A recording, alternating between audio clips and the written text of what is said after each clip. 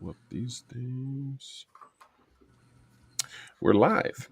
You are about to enjoy a Firearms Radio Network broadcast. The views and opinions expressed in this podcast are those of the individual co-hosts and do not reflect the official policy or position of the Firearms Radio Network and or their employers. Viewer discretion is advised. This is especially true on live shows. If you like what we're doing and would like to help support the show, visit patreon.com/afteractionproject. If you'd like to throw us some free support and appreciation, we would greatly appreciate a 5-star review anywhere that you're listening to this podcast. And tonight's episode, just like every episode, is brought to you by the Firearms Radio Network. Be sure to check out the other great podcasts on the Firearms Radio Network by visiting firearmsradio.net. And tonight we are joined by Steve Moses of... That is not the way that it's supposed to say the thing that I'm about to say. Tonight we are... Yeah, it's like, that's weird. All right. Tonight we are joined by Steve Moses of Palisade Training Group, and we'll be discussing their Church Security Team Instructor development course. Cool. And then we'll talk a little bit more about it throughout the podcast tonight, but tonight's episode is brought to you by the Range Buddy app. It's available on Android and iTunes, your favorite app store. Download it. It's a collection of over 130 different drills. Right now, handgun drills. We're working on releasing the shotgun and rifle drills in the next week or so. You can choose a random drill, add them to your favorites. There's a leaderboard integrated into all of those drills. And the coolest thing about that app is the virtual instructor portion of the Range Buddy app. It's like having a buddy with you on the range in your pocket. It'll give out random commands for you to use, followed by a par time. You can add shoot or no shoot images for some decision-making drills.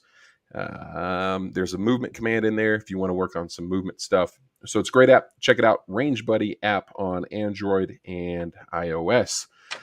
So let's get into the episode, what everybody is here tonight. So, Andy, I know we were supposed to be on last week, but, we had some personal stuff come up last minute. So I apologize for the scheduling conflicts and issues. And I really do appreciate your guys' flexibility joining us this week on a Tuesday instead of a Monday. So, Andy, what have you been up to, buddy? Well, much like you, I just went on vacation a couple weeks ago. I was out in Tyler, Texas to visit family. I had a great time out there, man. I really love freedom in America. I'm just saying, we're here in New Mexico and we don't really get that here as much as we get over there. So it was awesome. Memorial weekend. So driving up and down all the roads in Texas and stuff, the American flags you see everywhere flying. It was just a really, really nice sight to see for once. Man, I wish we really get back to that, but that's pretty much what I've been getting up to.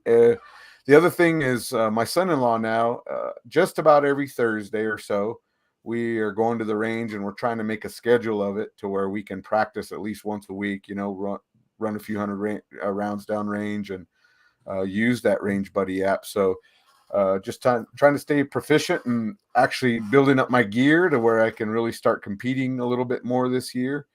That's pretty much really it. How about you? Other than the family time, not much, man. Not much at all.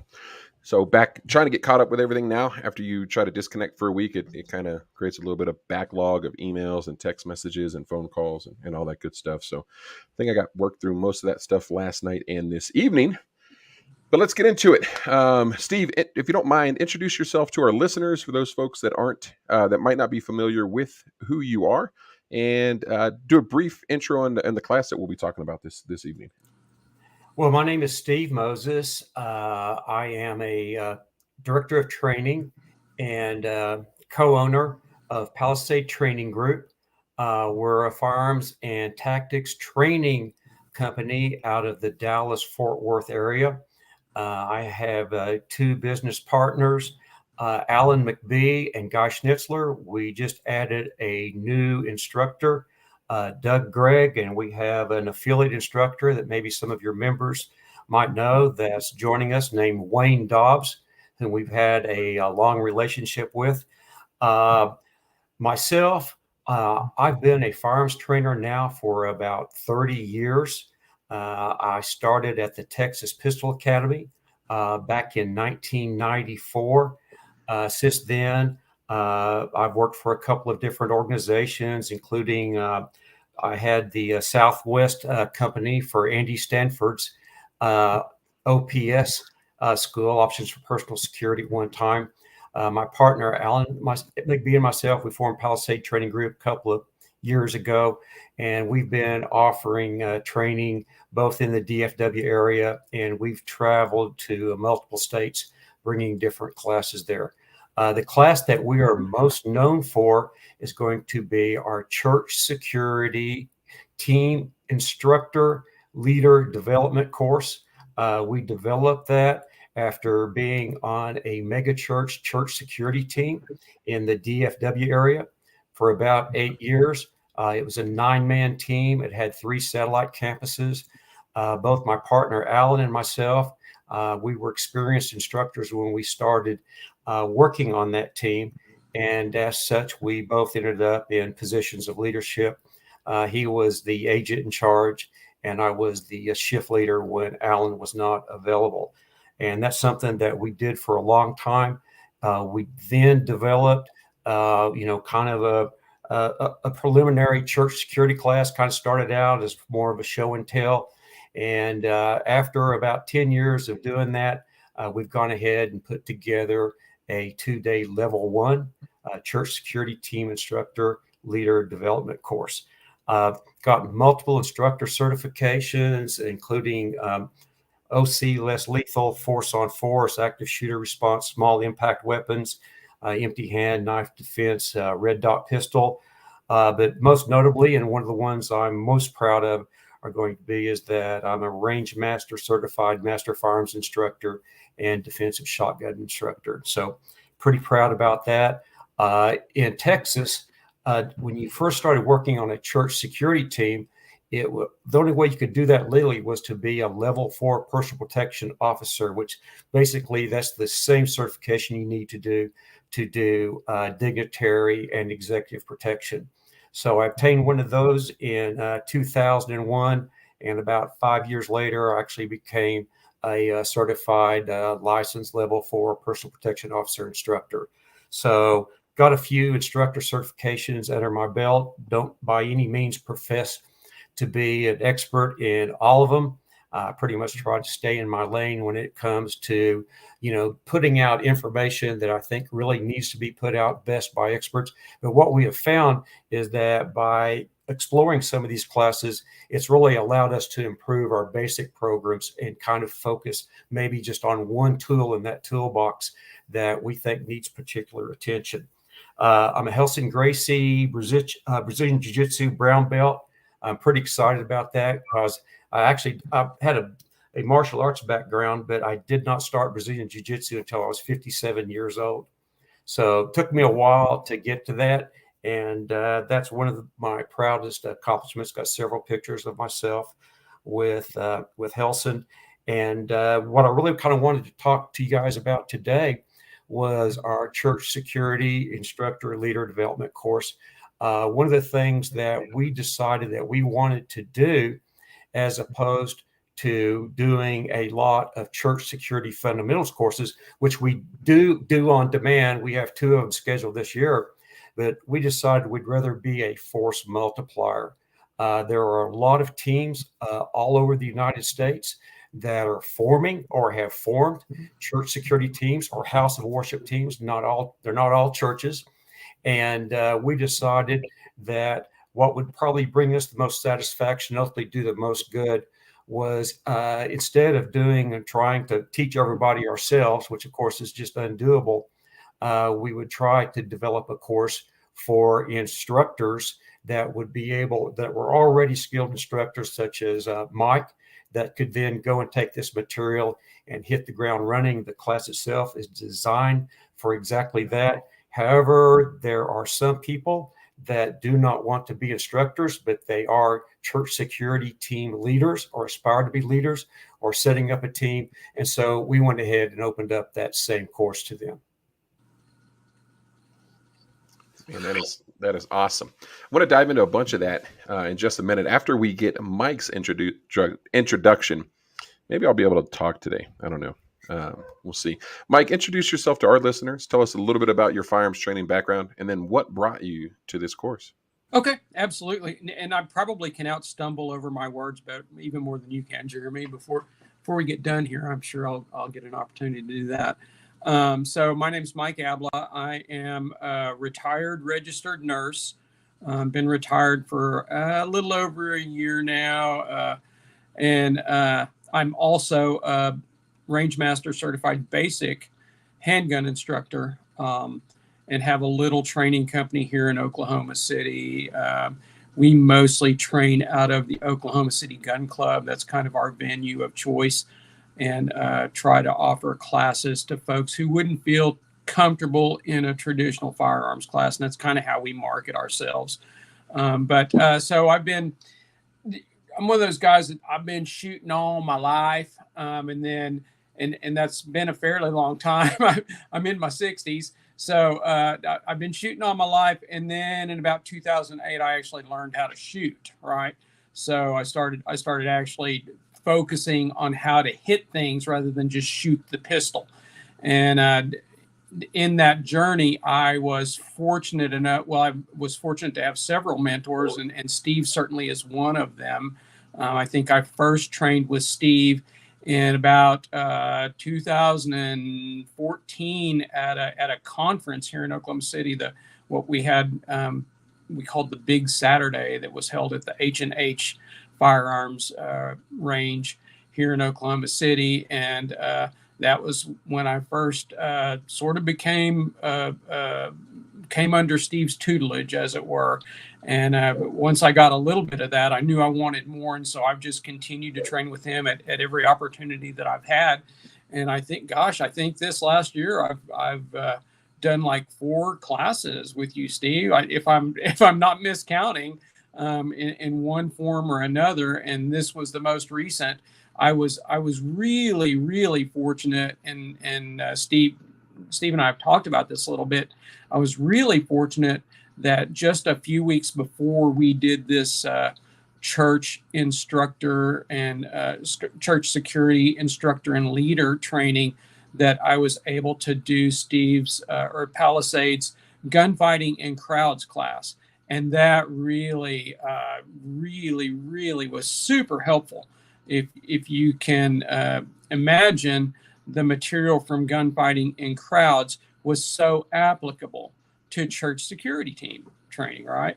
It just, everything about it just fit together like pieces of a jigsaw puzzle. So, so a little more about my background. I mentioned Rangemaster. I've trained a lot here in Oklahoma City with Oklahoma Shooting Skills. That's Will Andrews's group. I've trained some with Greg Ellifritz. I did a course last year out at Mead Hall, which is an excellent training facility out here in McLeod. I'm real lucky to have that so close.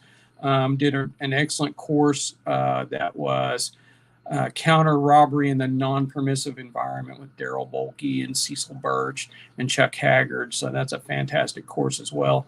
I don't know if I mentioned Ellifritz, a couple of other folks. And then I'm a frequent Rangemaster Tactical Conference attendee as well. So I kind of get the smorgasbord there. And I'm sure I'm leaving some stuff. I know for a fact I'm leaving some stuff out. But those are kind of the high points for me. And the highest point, the 2 highest points in there are, of course, the Rangemaster Basic Instructor and then Steve's programs. Thank you. Yeah, of course. Gunfighting in crowds course, man. That sounds like both a class that I'd want to take, and then a class that I'd love to have you back on, Stephen, to review. It's not a, it doesn't sound like, just, based on the name alone, it doesn't sound like that's a course that you would. I feel like it's a set of niche skills that you want to get in other courses, right? You would probably need to have some basic handgun skills for that course, but you're probably going to go into a whole bunch of stuff that you want to get in another class. So, man, I feel like we could take a detour and talk about that class, but we're not going to do that. Steve, talk to us a little bit about the required gear and the round count that's required for this church security team instructor lead development course. Oh, absolutely. Well, first thing is we encourage people to train using clothes and equipment that you would actually use were you doing a church security team detail. So no drop leg holsters, blasters, big red dots, extended mag wells, compensators, flashlights, unless you can conceal them under your person.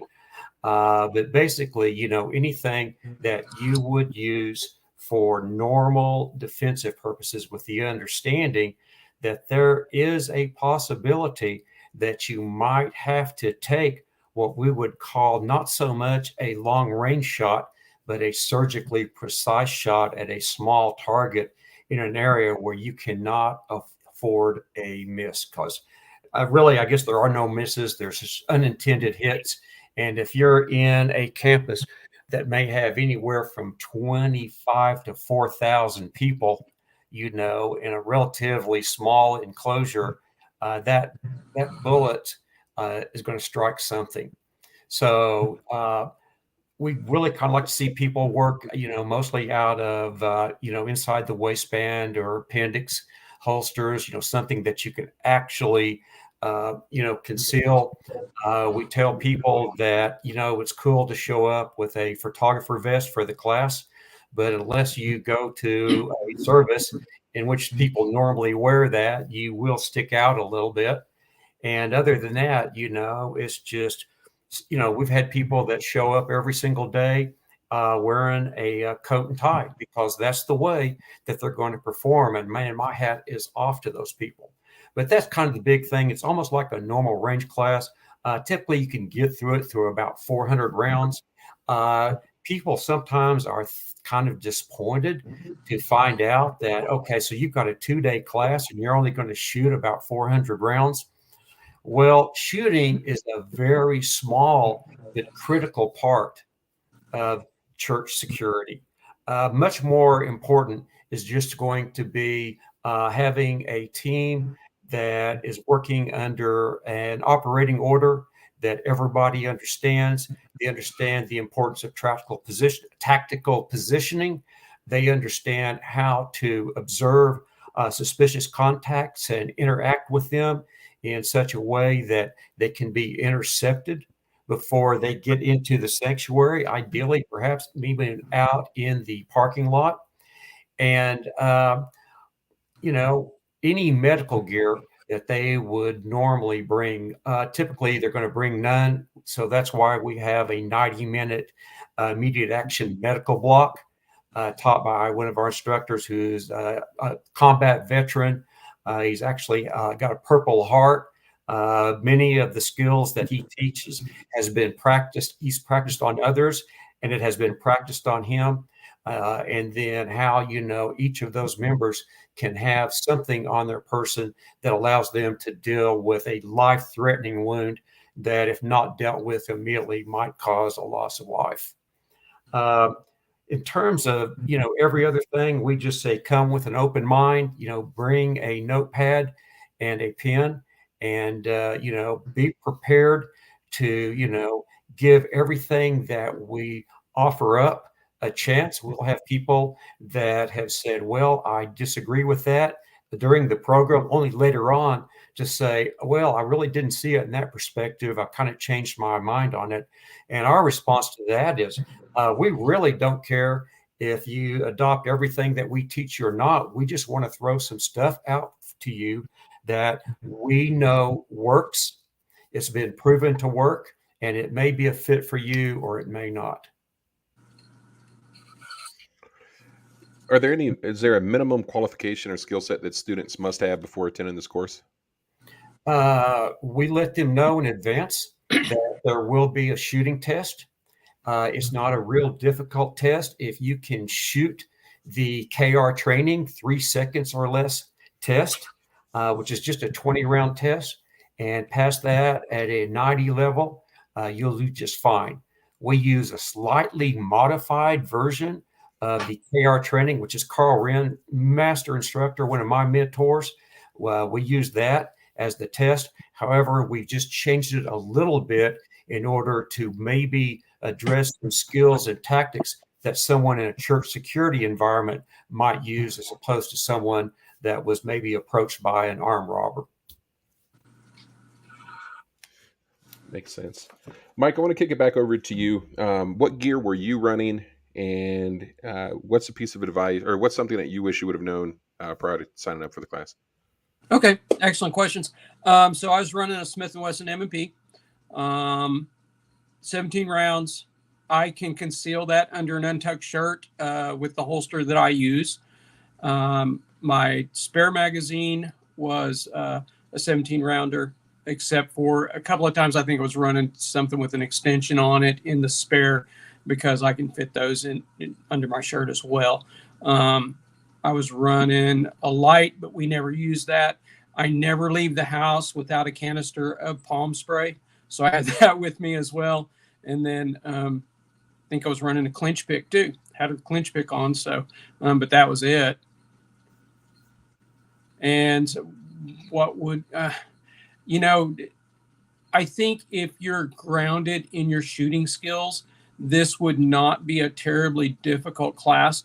But really, what Steve mentioned, having an open mind, because we talked about issues that you don't ordinarily talk about in firearms training classes. We talked about, how do you manage somebody who shows up and is mentally ill? How do you manage somebody who shows up and is in desperate need? How do you manage somebody who shows up and is not really appropriate for church, but nonetheless needs churching? So come with an open mind. Steve, we were talking kind of before the show. Jeremy and I were going to give back to one of our churches here locally and do a little bit of training with them, just kind of free of charge, just to help them out, right? And so when you look at different styles of students and ages, that can provide, I wouldn't say challenges, but challenges, right, of the type of security teams that you deal with. So, Steve, when you have these multiple different courses, right, explain to us the way you work with different age groups and kind of different mentalities. And I know that's kind of a hard question, but the reason why I kind of mention is some security teams, the church that I go to, there's a lot of high-level guys there. They're younger guys. And then my father-in-law's church, for example, most of them, they're in their 60s plus. So how do you balance that when you teach a course and try to evaluate each student separately?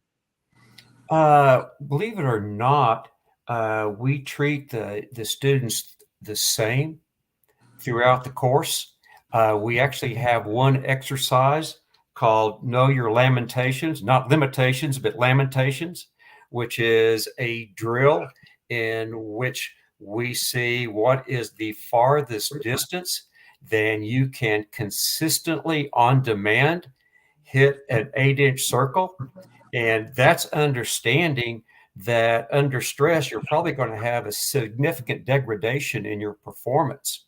We also focus very much on the unarmed combatives portion of church security. Is not that we're going to take somebody down and throw them out, but instead it's actually self-defense, because we should be the first persons that contact a person that is questionable. And there is a reasonable possibility that not that the church security team member is going to get shot or knifed, but he's simply going to be punched out or knocked to the ground and pounded. So we make sure that everyone has enough training that they leave the class capable of defending themselves against a punch, at least long enough to defend themselves or have someone else assist them. And when we do what we refer to as our assertive interviews, that's when I hate to use the word intercept, but it's more or less the same. That is when we note someone that is kind of showing some signs of stress or agitation or just something else that seems out of place, is we tend to send, or we strive to send, a two-man team. It's typically the team leader and another fit male or female in some instances to go up, interview, assume a stance in which one person stands, say 3 to 4 feet, a little bit farther away than an arm's length. The other person does the same distance, but approaches them from the right sides for the simple reason that most people are right-handed, and then conduct this, this assertive interview. Say, I have not seen you before. Let me introduce myself. My name is blank. What's your name? What brings you here? Man, we're glad to have you here. Is there any way we can assist you in any way? And then just try to get a read on that person.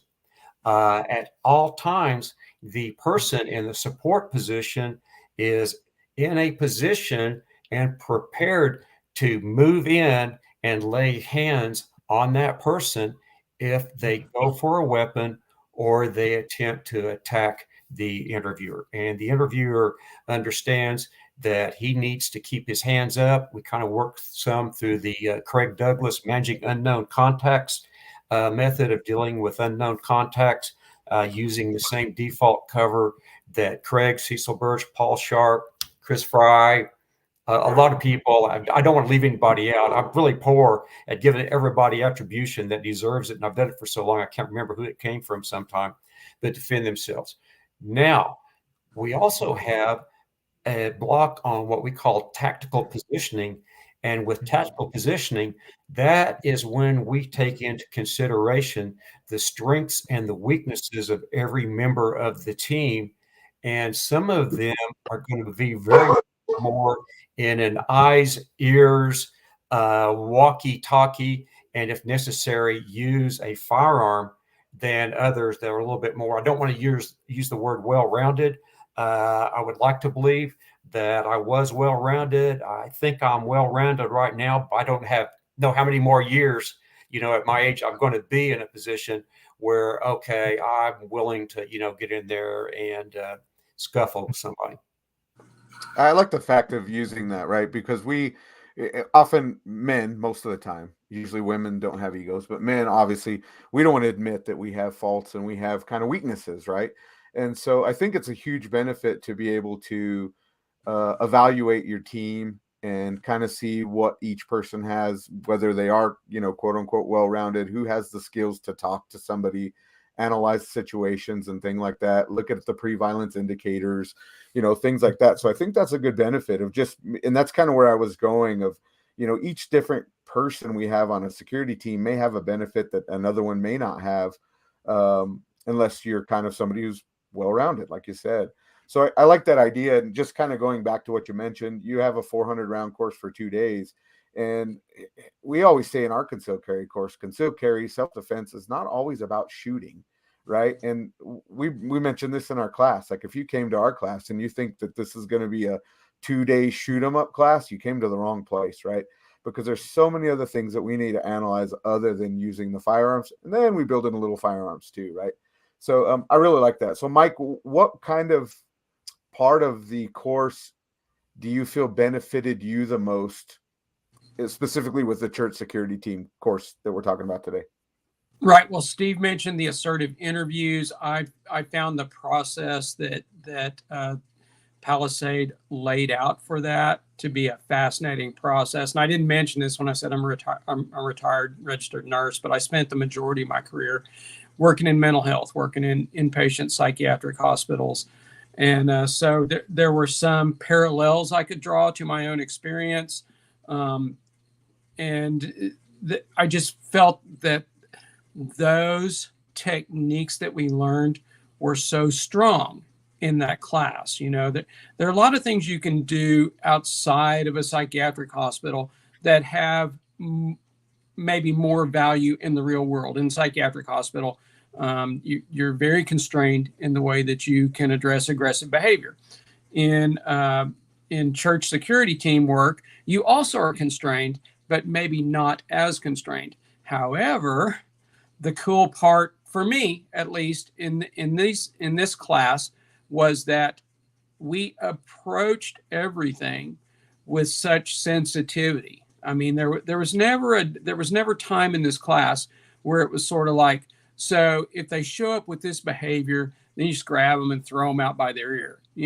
It was always try to find out what's going on with them, figure out if there's a way you can work with them, figure out if there's a way that they can stay and attend services, figure out if there's a different way, if you can invite them back next week when they're better, or, just have somebody kind of hang out with them and watch them, right? There were just so many different ways to approach what we would think of as a security team challenge, right? And so that was what really stood out to me. It felt like such a well-rounded approach to those challenges that you might see as a church security team member or leader. I'm looking over the course description, and the topics that are covered in the 2-day class are just it definitely runs the gamut. Use of force laws, mitigating risks, team member selection and training. So it looks like there's a ton, and I mean the list goes on and on. Use of OC in a church environment, common guns, gear, and then there's this section that breaks out the live fire exercises. But talking about security concerns in the children's area, team communications, video surveillance. Steve, what's your favorite block of instruction in this class? Oh, that was a question I did not anticipate. Believe it or not, one of my favorite blocks, although it is the one that kind of, I always kind of, I'm not comfortable doing PowerPoint programs, but we do have a 2-hour PowerPoint program where we basically set the table.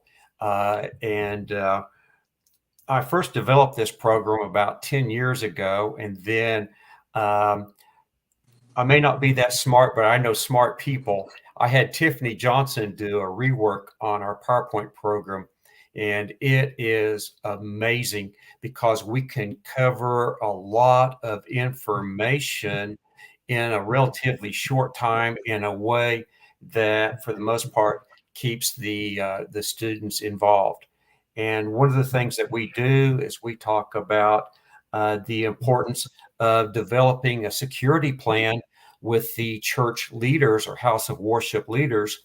So everybody looks at this plan, and you also involve the greeters, the ushers, the parking lot attenders, the children and attendants, the people that work in the children area. You involve them into the security plan, and you show them this. So instead of having a church security team that's 4 or 5 men or women, you have a church or security team that may involve 20 to 50 people in the church, because all of them knows how the team works, what they can and can't do.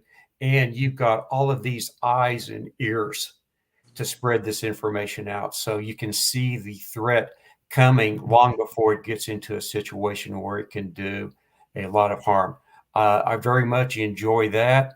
I enjoy the assertive interview. I enjoy teaching people how they can manage another person without getting their feelings hurt in a way that is not offensive. But if they need to become stern and firm, that we show them how to do it. We encourage them to do it. And multiple ways of dealing with those people. Is that someone that we're like going, that person's safe?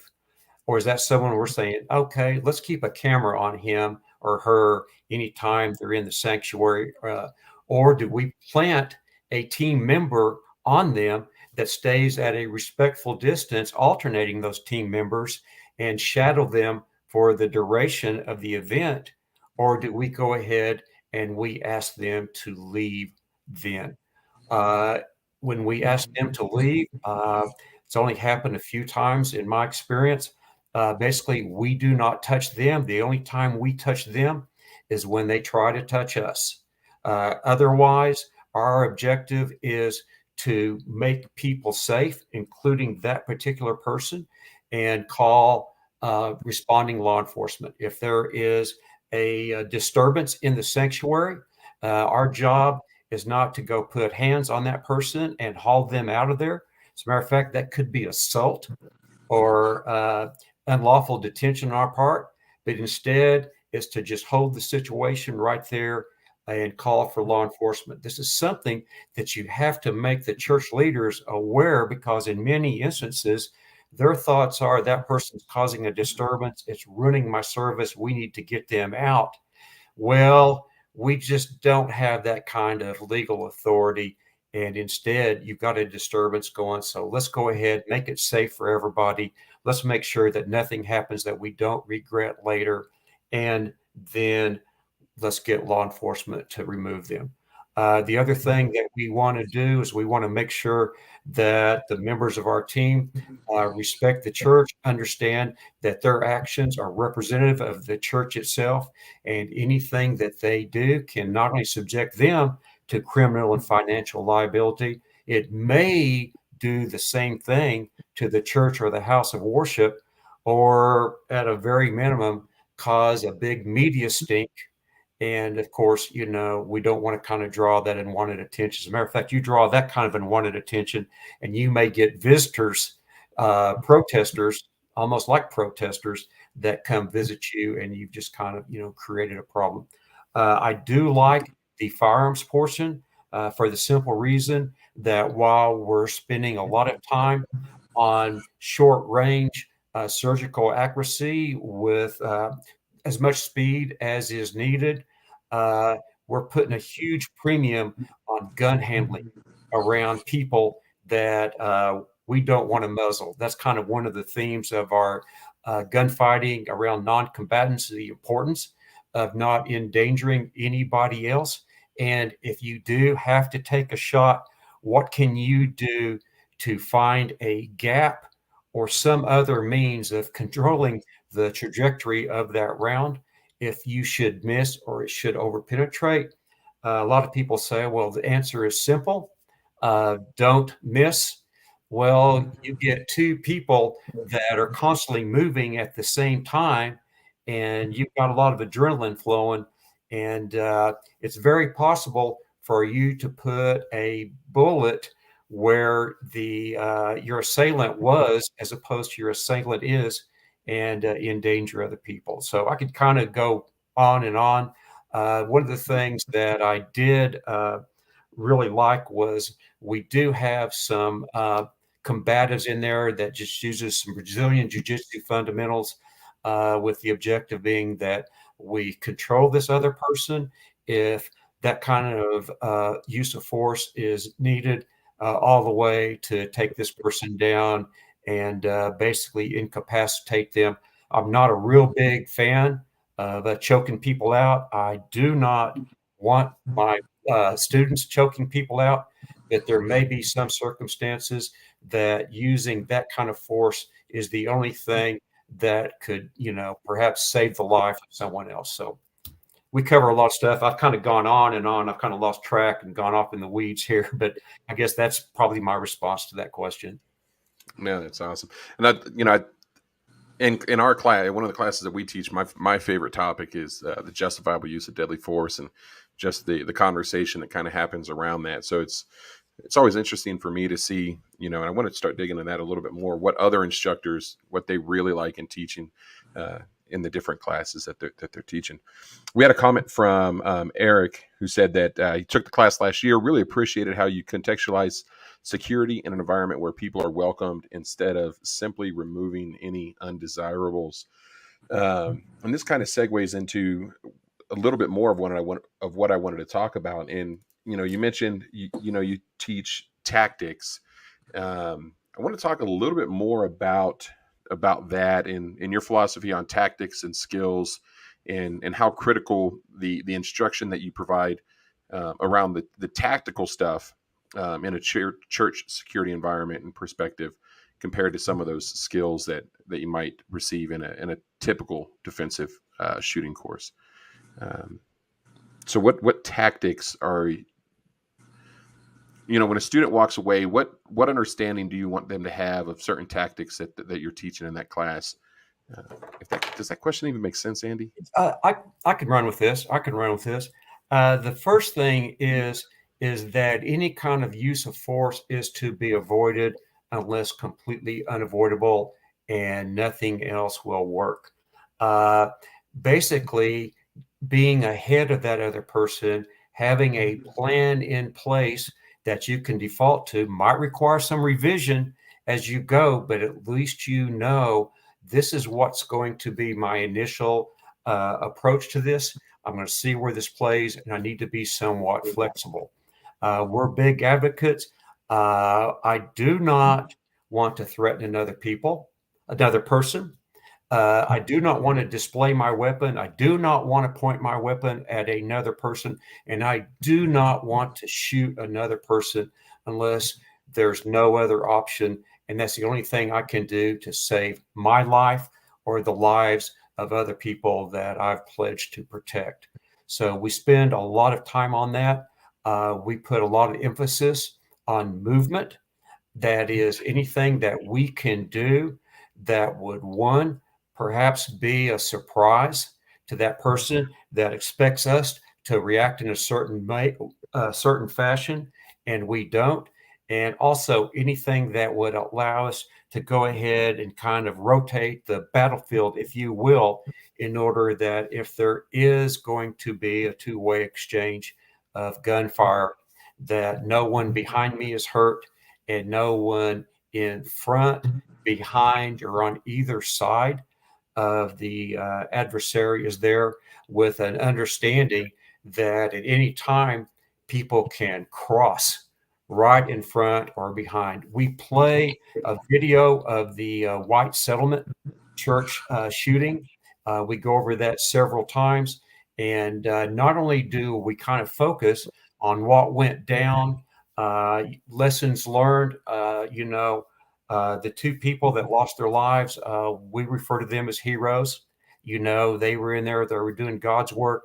I tell you what, the security member that stood up and drew on that guy that already had a shotgun out, man, he was a hero. That took a lot of courage, and perhaps what he did that day saved other people. Jack Wilson did that was an amazing feat of shooting. But what else did we learn? Well, let's watch the audience. And what did the audience do? We had people that got down. We had people that froze. We had people that ran. And then we freeze a frame. And in addition to Mr. Wilson's guns, there's about 7 other guns out in the audience, and they're all pointing in different directions. And the importance of knowing that, you could be mistaken as the shooter. And the other thing is how important it is to make the church or house of worship aware that they have a plan in place to engage people like that. If you need to use your handgun to defend yourself or your family, then please do so. But any heroic intervention on your part may cause you to be mistaken by the team or another well-intentioned Good Samaritan and, engaged. And there's been instances, I think, we all know about, where persons that have actually either taken control of a weapon from an active shooter or have shot an active shooter have been shot by responding law enforcement officers. I'm glad you brought that up, because this was going to be one of my questions with the White Settlement video. And I think it's a great video to review. I'm glad that you actually show it. But if you could find any kind of humor into that video, the part that I find just humorous is the older senior couple that's sitting in the pews. And all of this is going on, and they're just kind of sitting there like, well, I guess if it's my time to go, then I guess it's my time to go. So they just kind of sit there and hold their Bible and just sit there and wait, So I find it a little humorous considering the situation, but I'm glad you review that. And I was going to actually ask you to kind of armchair that a little bit on some videos we always look at. So if you could armchair that a little bit and just give us one improvement that you maybe see that we can learn from, that we can use in the future, Steve. Well, from my understanding is he was picked for the first thing. If you'd had a pre-service meeting, which we recommend and we talk about in our class, you can talk about concerns. That person had been there and visited, I believe, the church the day before. They were aware of him. 2, he was picked up visually, and our team would have been trained to send 2 people to intercept him from the very beginning. And hopefully, and of course, this is all, what they call it, armchair quarterbacking.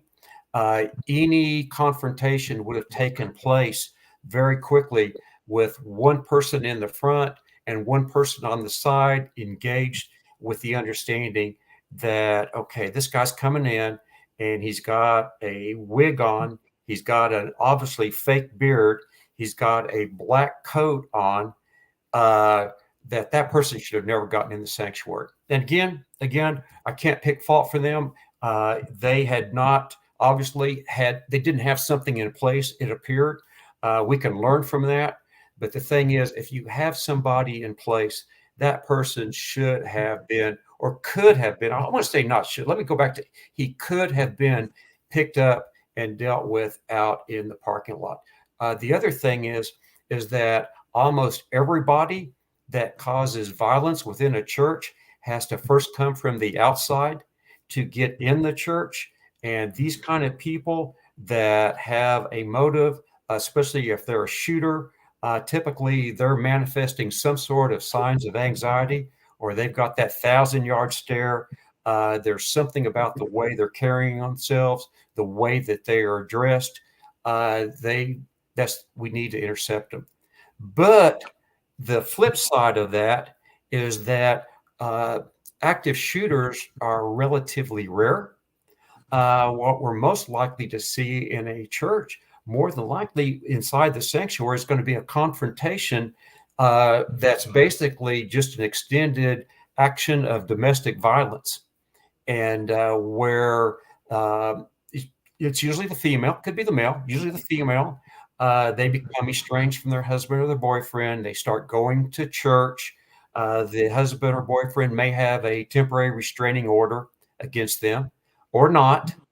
And in a lot of instances, these people, they start going to the church. They want to make a relationship with God. They want to find new friends. And some of them are seeking counseling. And that is one place that the estranged partner can find them. And in some instances, there have been at least one event that I'm aware of in which an estranged boyfriend came in and shot to death his former girlfriend and the person she was seeing then. Another thing that we need to be aware of, you know what, I'm kind of going off on another tangent, so I'm just going to kind of stop there. But I was going to talk about the children's area, but I can talk about that later. Actually, I think that's a good part to talk about too. But sorry, Jeremy. And I wanted to kind of take a little step to that, right? And people need to understand, not everybody goes to church, but those that do, and we try to go often, we have to understand we go to church because we're all broken people, right? Everybody has a different level of broken. For Albuquerque here, we have a crime issue here, and we have a teen area in our church. And if you look at the teen area, everybody's going to probably picture like, nice little girls and boys and nice little dresses and little, uniforms or suits or whatever. And that's not what you see at the teen church. You see at the teen church, the regular high school kids that are fighting behind school and causing trouble and all that are typically coming with mom and dad. And mom and dad may be trying to get them to kind of get on a better path. So it's something to kind of consider, that we're all broken people. And it's very, very possible and very likely to have these inside scenarios where you talk about domestic violence. I know of a situation that happened a couple of years with two teenage boys. Actually, a drug deal went bad at school, and one teenage boy knew the other one goes to church every day. So he came to church and he was going to settle his differences there at church. So it's definitely things to consider. But Jeremy, I cut you off, so I apologize. I'll send it over to you.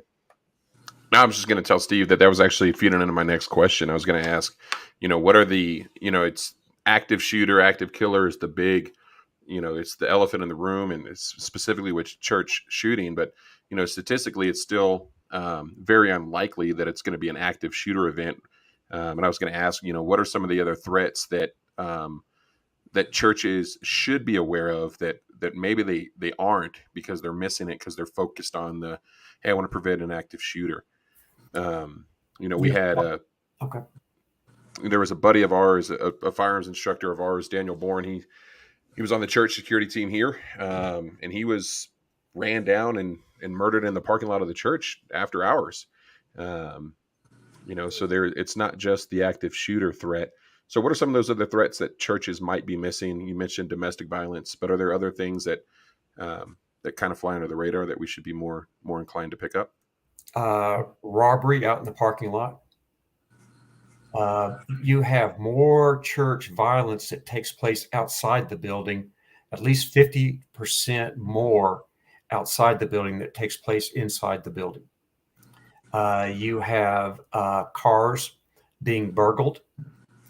You have people being confronted by persons seeking money. Some of those persons have mental health issues. And that was something that we saw in our downtown campus, which was in a part of what they refer to as Uptown Dallas.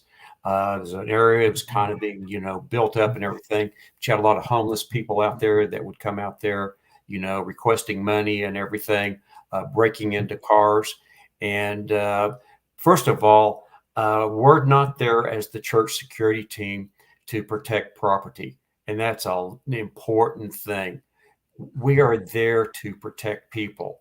But we need to understand that persons that are protecting their property may very well be attacked, or, it's just something that can take place. The other thing that you can have is you can have stalkers. That is people that will stalk maybe a real charismatic member on your praise team, which is real common in some of the mega churches. You have some really attractive, very, very talented people that draw that stalkers will sometimes follow them. In a lot of instances, especially in the larger churches in the urban areas, that is a place where young people go to meet other young people. And some of those young people, you know what? They don't have the same motivation that the persons are there for, they actually intend to, listen to the service and worship. You can have, this is kind of a sticky one. You can have non-custodial parents who are not authorized by the person dropping off the child come and pick up their children and cause a confrontation in the children's area, which creates a real problem for the church security team and the church, because really we're not lawfully in a position where we can stop them. And so the very concept that I need to see this coming, I need to contact 911 as soon as possible. I need to do everything I can to delay this person leaving with that child without putting hands on that person. And then, make sure I'm a good witness. I know what car they left in. I have a description of the car. I know who that person is or purported to be, know who the child is. I have the license plate, and get that information out. That's something that's always very, very important. Matter of fact, it's so important that when we tactically position our church members, there are certain church members that we put in positions that regardless of what takes place, unless it directly involves them, they cannot leave their position. And the children's area is one of those positions. That's not a position that I'm going to leave unattended. The other thing is, after a while, in many instances, the church has deemed the security team the safety team, which means they're responsible for getting people out, in the event of a fire or, a bomb threat, just anything else like that. Well, I'm fine with that. But the other thing is, okay, if someone phones in a bomb threat and you take your people out into the parking lot, did you actually make them safer or not? And in a lot of instances, that's not. For one thing, that's where all the emergency vehicles are going to come. And if I wanted to get as many people out in an area where I could trigger an IED or start lighting them up with a rifle, that's exactly what I would do. And so, having a plan, where would we want to take those people? And we need to be aware that is there something out there that could pose a threat to these people? I think that's all, stuff that teams should take into consideration. As a matter of fact, I think you need to build that into your operating order. One of the things that we do in our class is I made reference earlier to a 2-hour PowerPoint program. We actually provide our graduates that complete the class. Now you have to pass the shooting test and the written test in order to get a certificate of completion, what Mike has. We give you our PowerPoint program.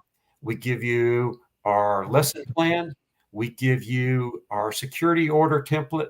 We give you our operating order template, and we give it to you with our blessing to go out, use it, hit the ground running. It's yours. We just ask that you don't make any alterations to any of that and then state it was us. You have to use it as is, or anything that you add, you need to take ownership of. But basically what we want to do is we want to send all these people out where they can all go ahead and basically, if that takes place on it's a Saturday and Sunday, we want them to be able to field a team and start working with that team, at least in a very beginning state, the following Sunday. By the same token, we really put a lot of pressure on our students to not just put anybody on the team, which means you're going to have to vet those team members. You're going to have to make sure that they don't have any kind of criminal background. You need to look at their social media, and you need to ask yourself, is this a person that I would want representing me? And I'm one of those persons that if I need an 8-man team and I can only field 3 people right now, the rest right now I do not feel are qualified or ready to be on the team, then I'm going to work with a 3-man team and just try to, increase my eyes and ears until I can kind of build that team up. But just having anybody on the team to fill a seat, I think that's not a good idea. And the other thing it is to drive home the fact that if you're on a church security team or a house of worship security team, your worship is in the form of doing your job and staying awake and alert and not going and sitting in the middle of the pew with your family or choosing a position that does not give you a good vantage point. There's a lot of things that church security teams say they want to do, and then after a while, it's just a bunch of guys with concealed carry permits that are carrying guns and not going to act in harmony at all. And that may be worse than not having them in place at all. I wanted to follow up. You mentioned something about a bomb threat being called in, and I listened to Mike Seeklander's his podcast. And one of the episodes that stuck out with me years and years ago was the St. James massacre. And are you familiar with that? I'm not. Where Mike interviewed a gentleman, and it was a church shooting. I forget what country it was in, but it was a targeted attack on this church, and the hero of the deal, he was armed with a 5-shot 38 special revolver. Couple dudes came in, they started shooting up the place. And then when people were fleeing out through the emergency exit, right, there were 2 guys waiting to basically, take them out. Fortunately, the gentleman that stopped the attack, he had the 4, he thought about that at some point, and he went out and he took those 2 dudes out before they were able to mow him down. So Wow. it was the St. James massacre. It's an old podcast episode. I'll share a link in the comments to that. But it's something that, I don't know if it gets considered, right? When you think about, hey, if you wanted to draw somebody out and through a fatal funnel, well, you just put somebody at the emergency exits, and it's at that point it's fish in a barrel. Yes. I want to kick it back over to Mike and get a little bit more insight into the class. Mike, what was the most challenging part of this class for you? Gosh, that's tough. I'm a good test taker, so the written test was not terrible for me. The shooting portion, I passed it. So, and I'm probably a better teacher than I am a shooter. I'm not a super accomplished shooter. Probably the most challenging part was learning these different techniques and trying on some different stuff. I've got my own style in a lot of things, and some of these things were similar to things that I'd done in the past. I'll tell you, maybe more than the most challenging part was the part I found most fascinating, and Steve talked a little bit about this, was the tactical positioning of folks. The discussion that we had and trying to fit my head around this, and this was a challenge, in fact, was if you have a certain space and you only have so many team members, what's your best advantage? How can you most advantageously use those team members? And if you have fewer, then how do you still manage to cover those spaces? If you have more, it gets obviously easier, but the dynamics of that, thinking about movement of crowds inside a house of worship, and where folks are most likely to enter, and how to ensure that they don't enter. And the other chunk that Steve alluded to as well is that everybody becomes part of the team. It's not just your church security team that's inside the sanctuary. It's also the folks who are out there working the parking lot, the door greeters, all of those folks, and how you build that team. So probably, I would say not only the most fascinating, but the most challenging was understanding the dynamics of that tactical positioning. What were in the shooting portion? I'd imagine this is a course for.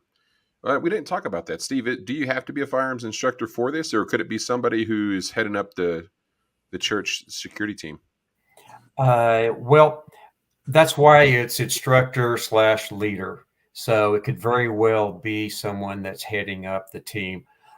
In the first class that we taught in this 2-day format, we had at least 4 students that were actually just part of a team, but they said that if I'm going to do this and I'm going to put my life on the line, and I have all this at risk, in terms of not only my life, but perhaps my finances, if I screw up, I want to be as prepared as possible. So, but for the most part, most of the people are trainers.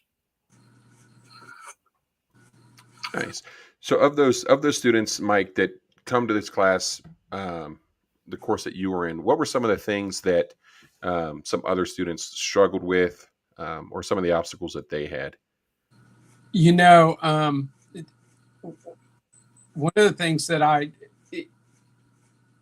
saw was, Steve mentioned this earlier. If you have a non-custodial parent who shows up and takes a kid, that really your role as a church security team member is to make sure that you're a good witness, and you try to delay that as much as possible, but that you cannot just grab that person or take that kid away from them. That's not your role. And we had some folks who really just had an enormous problem with that. They could not see past that was wrong. And I think we all had agreed and knew that was not a great situation. But I think there were some people who just almost were not willing to accept that you could not physically engage that person and physically keep them from taking that minor child out of that church. So that was a struggle for some folks. There were a couple folks who kind of struggled with the shooting part, and I'll be honest with you, it's steep. It is kind of a steep shooting portion of it. You have to have some skills to get through this thing. Other than that, I can't think of a whole lot. If 60 something year old me can get through the physical part, I think most folks can do that. I know that for me, that there was in the physical portion of this, the drills that we did, there was not a lot that was new, but there was certainly stuff that was re-emphasized to me. But yeah, that whole portion where we discussed what to do if a child was being taken away from or being taken by a non-custodial parent, that really kind of got some folks on high center there for a little while. I could see where that would be a huge challenge of just trying to understand limitations, right? Of what we can and we can't do. We have to understand that just because we have the title of security, it doesn't give us any other added rights or abilities beyond what someone else may or may not have, right? Depending on the SOPs of the church. Exactly. It does not turn us into law enforcement officers. We're not sworn. We're there as church security team members. And then the liability of if it's a false claim, right? You have somebody saying, no, hey, yes, she's their mother, but she's a non-custodial parent, or vice versa. The liability that it creates. Sorry, Andy, I cut you off. Yeah, that's fine. You're absolutely right. Thinking of getting involved now, you may be involved in that court case too, of just getting in, putting yourself in a situation that you probably should not have been in. Although we're trying to do the right thing, sometimes we have to really be careful. And I think that's a good thing. But I think this is a good segue to kick back to you, Steve. If you were going to create a church security team, what would be your general requirements for your team? Well, the first thing is I need moral, mature persons. I need people that have proven themselves to be respected by other members of the church. I need people that have made good decisions in their life and show that they can make those good decisions. They need to be willing to get their handgun skills up to an acceptable level. They need to be willing to do the initial training so that when we put them in a position where we're depending upon them and other people, in the congregation are depending upon them, not only can they do it, but they are willing to do it. We need people that understand that what they do puts them at risk, and they may be actually moving into a situation where confrontation and combat is possible, when as a normal concealed carrier, you always want to be moving away from that. I've trained some people that basically I don't think they should ever have a gun. And I have some people that I believe that this person could actually become a very competent shooter, but they're not there now. We recommend that the test that we have our students shoot, they need to have their students shoot maybe at a little bit lower level. And that's something that they need to do on a quarterly basis.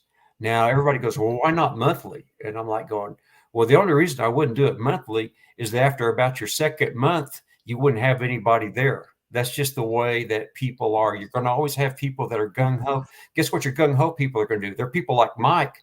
They'll go work on their own. As a matter of fact, they'll go travel, spend money, and after a while, they'll become better shooters than you are. Okay, that's the kind of people that we want.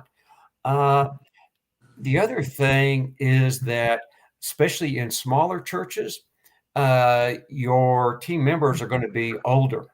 Matter of fact, some of them may be in their 70s.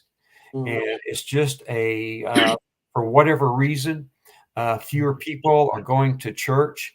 And in a lot of these small rural areas, what you're seeing is that you have fewer and fewer young couples, just simply because the difficulty in making their opportunities to make a good living are not nearly as well as they are in a larger area and everything. So, understand that you're going to have to work with what you have. One of the things, though, that I really like about, vetting these people is at that point, you can kind of see, is this someone that I can depend upon, or is this someone that I can't?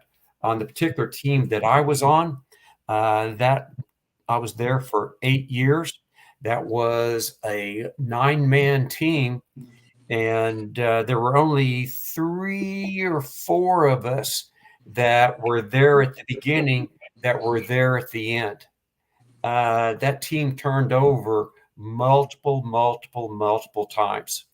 And some of them were for very good reasons. The person moved. The person got married and went to another church with his new wife. So, just some good things were happening. Other people learned pretty quick that, okay, man, it's pretty cool. I'm carrying a gun and I am a sheepdog and I'm protecting the flock. And after about 6 months, there's nothing happening here. And guess what I'm doing so many times a month? I'm obligating myself to be someplace and I can't travel. And that's one of the things that we kind of close with in the church security, the PowerPoint program, is be prepared to be bored. You know what? It's not glorious.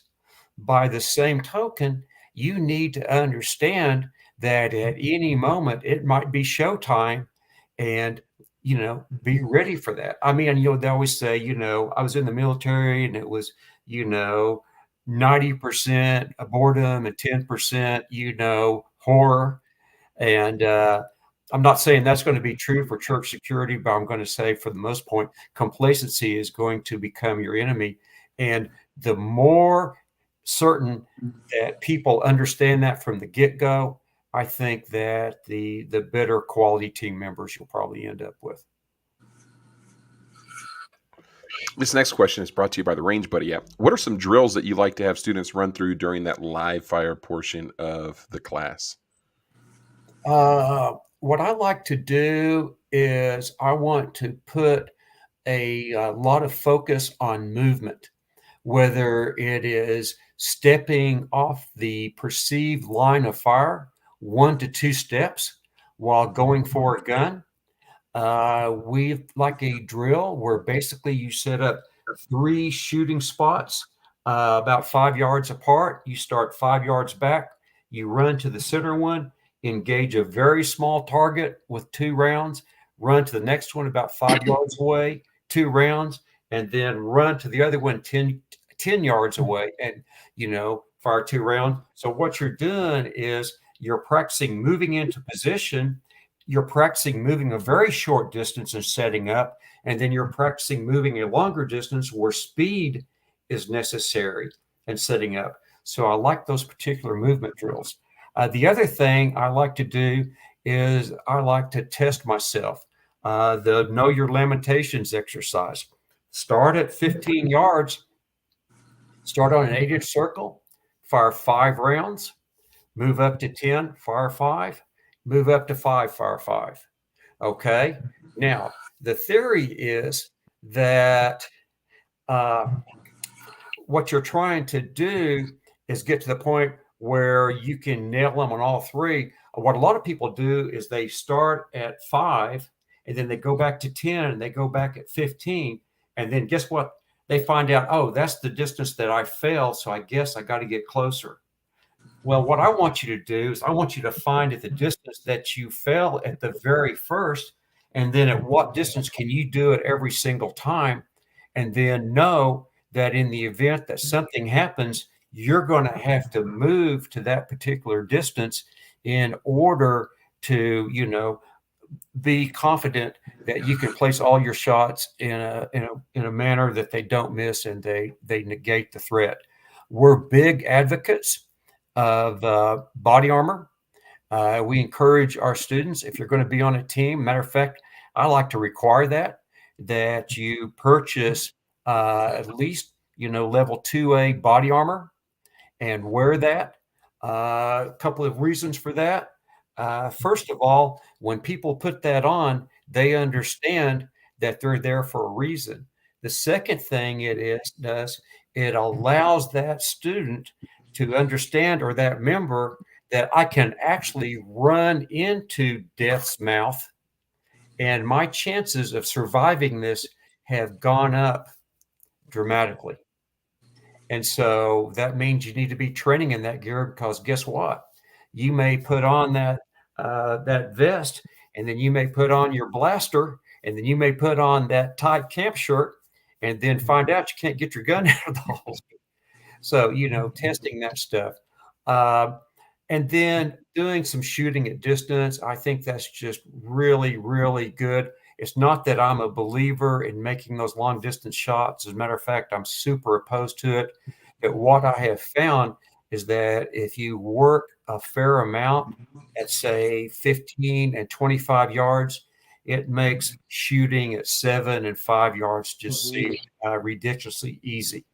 The other thing is shoot tactically targets that are anatomically correct, with the understanding that my objective here, if I have to use a gun to defend myself or others, is to stop this threat as soon as I can before I or anybody else gets harmed. And the best way to do that is to do something that puts that person in a position where they can't fight anymore. And really what that's going to mean is we're probably going to have to shoot that person in such a manner that may very well be fatal. And I hate it. I wish there was some way around it.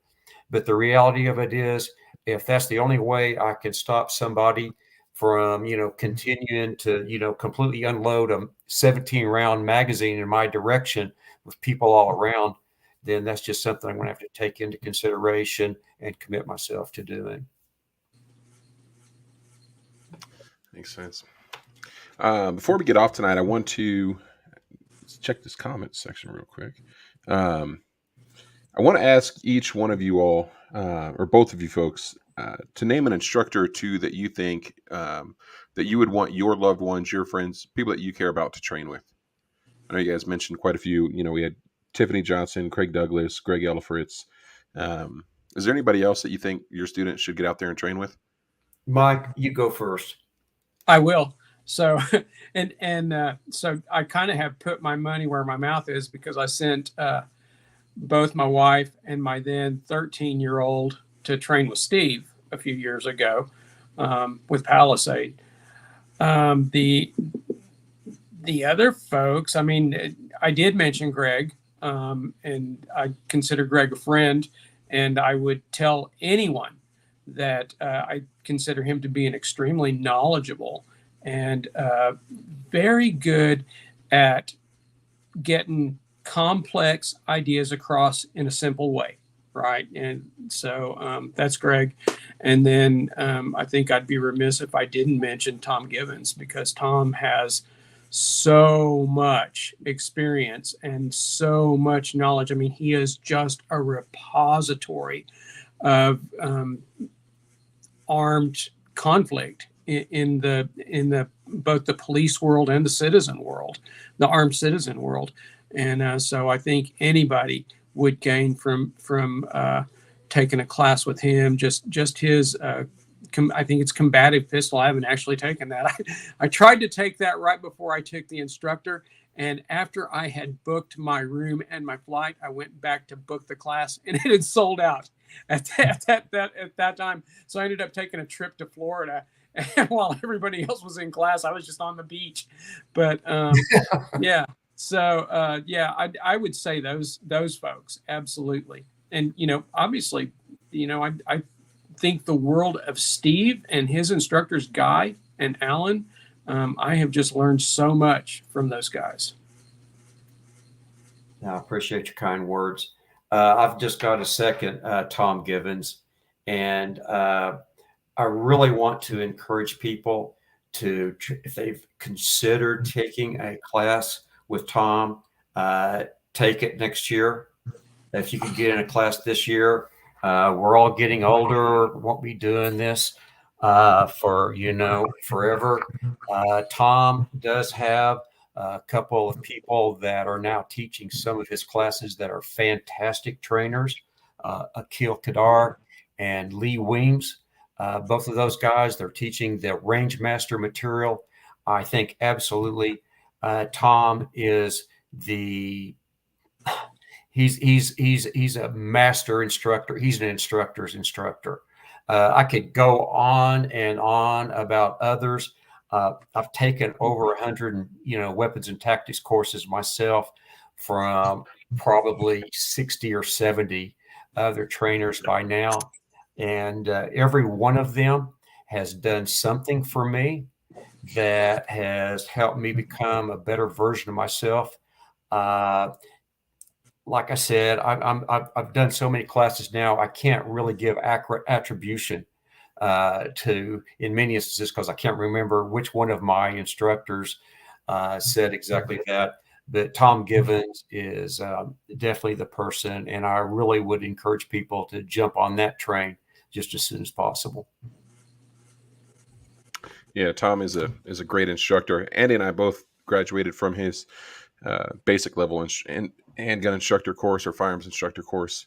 Andy had to take that class without me because he ditched Tim and I the first go around, got the COVID or something. So he says he just needed to spend a few extra months behind the gun training up or something. That's what I think it was. So, hey, before we get off of here, Andy, do you have any parting advice for our listeners?